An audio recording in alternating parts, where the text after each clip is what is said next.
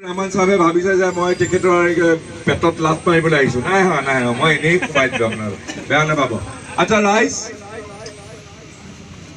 আপোনালোকক মই আজিজুৰ ৰহমান চাহাবৰ বদৌলতত তেখেতৰ মাইকেৰাৰ সৈতে আপোনালোকক সকলোকে নমস্কাৰ জনাইছোঁ। আপোনালোকে গম পাইছেই মই নগাঁৱৰ সাংসদ MP, আপোনালোকে ভোট দিছিলে চবেই মোক, সেইকাৰণে মই ইফালে আহোঁতে আপোনালোকক চবকে লগ পালোঁ আৰু মোৰ লগত আমাৰ কংগ্ৰেছ দলৰ কেইবাজনো বিষয়ববীয়া আহিছে। আমাৰ জিলা কংগ্ৰেছৰ ভাস্কৰ গোস্বামী আহিছে। ভাস্কৰ গোস্বামী ক'ত আছে? ভাস্কৰ গোস্বামী আহিছে। আমাৰ ৰহা আমাৰ কংগ্ৰেছ দলৰ সভানেত্ৰী প্ৰেচিডেণ্ট শ্ৰীমতী ৰুণুমণি বৰুৱা আহিছে। আমাৰ ৰহাৰ আমাৰ এজন জ্যেষ্ঠ কংগ্ৰেছ নেতা মুকুট দাস আহিছে। এয়া মুকুট দাস। আমাৰ আৰু এজন ডেকা ল'ৰা ৰহাৰ এয়া উৎপল বনিয়া আহিছে কংগ্ৰেছ দলৰ। আৰু আমাৰ এজন জ্যেষ্ঠ নেতা হেমন্ত শইকীয়া আহিছে। তেনেকৈ আমি কেইবাজনো আহিছোঁ আৰু লগত এয়া ভাস্কৰ গোস্বামী আমাৰ ভাইচ প্ৰেচিডেণ্ট।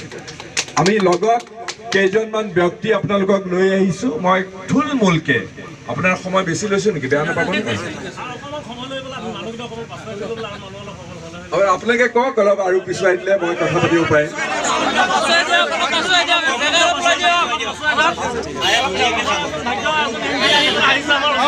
বজাৰলৈ মই গধূলি আহিছোঁ আৰু আহি পেলাই আপোনালোকক সৰুকৈ কেইটামান কথা কৈ দিব খুজিছোঁ আৰু মই চিনাকি কৰি দিবলৈ খুজিছোঁ। চিনাকিটো আমাৰ দলীয় বিষয়ববীয়াক আমি ক'লোৱেই।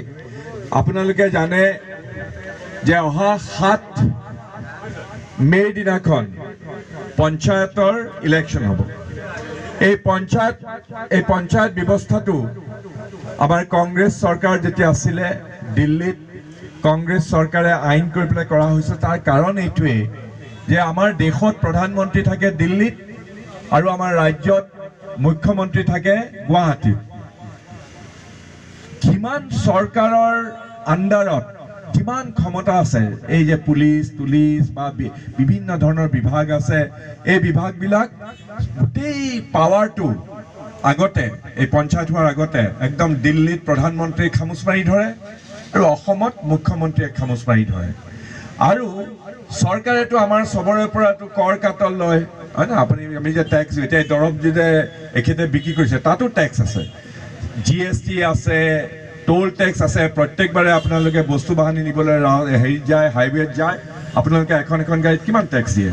তেনেকুৱা ধৰণৰ প্ৰত্যেক 1 লিটাৰ মিঠাতেল কিনে তাত টেক্স আছে, 1 কেজি দাইল কিনে তাত টেক্স আছে, 1 কেজি চিমেণ্টৰ